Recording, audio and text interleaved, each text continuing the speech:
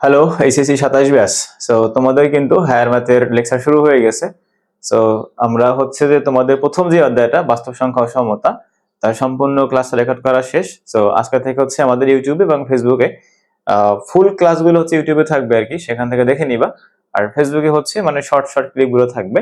So তোমাদের হচ্ছে এইখানে এই যে প্রথম যে অধ্যায়টা বাস্তব সংখ্যা ও সমতা, এটাকে আমি মোট 5টা টাইপে ভাগ করে পড়াইছি।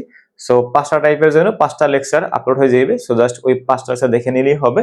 এবং এই 5টা লেকচারে তোমাদের সিলেবাসে আছে এবং পরীক্ষার নট অনলি যে তুমি বোর্ড পরীক্ষা, এডমিশন পর্যন্ত যা আসতে পারে সবকিছু করানো হয়ে গেছে। সো এমসিকিউ থেকে শুরু করে একদম বেসিক থেকে শুরু করছি আমি। এইখানে দেখো একদম বেসিক থেকে শুরু করে তোমার এইখানে মোস্ট অফ দা যেই তোমার প্রবলেম তুমি দেখতে পারো, মোস্ট অফ দা প্রবলেম হচ্ছে তোমার এডমিশনে আসা। যেমন দেখো যে ঢাকা ইউনিভার্সিটিতে আসা কোশ্চেন, তারপর সামনে গেলে দেখবো যে বুয়েটে আসা কোশ্চেনও আসছে এখানে, ঠিক আছে। এই যে এটা সামনে আগাবো, সাস্টের কোশ্চেন, বুয়েটের কোশ্চেন, অনেকগুলো কোশ্চেন করে এবং এমসিকিউ যে দেখাই দিলাম এইখানে, এই যে একটা এমসিকিউ করানো হয়েছে এইখানে। তারপর এই কোশ্চেনটা দেখো, এটা বুয়েট 16-17 কোশ্চেন একটা, ঠিক আছে।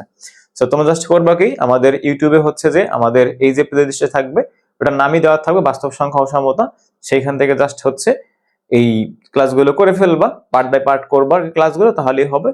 আর এই নোটটা হচ্ছে আমি প্রত্যেকটা ভিডিও ডেসক্রিপশন দিয়ে রাখবো। এবং হচ্ছে যারা একটা ভালো প্রিপারেশন নিতে চাও এবং এই এই জায়গা থেকে হচ্ছে তোমরা এখন কামব্যাকটা দিতে চাও, কারণ তোমাদের হচ্ছে এখন কিছুদিন পরে প্রি টেস্ট, দেন হচ্ছে টেস্ট। সো ফার্স্ট ইয়ারে তোমরা যতদিন সময় পাইছো, এইখানে কিন্তু ততদিন সময় পাবা না, সেকেন্ড ইয়ারে ততটা সময় পাওয়া যায় না।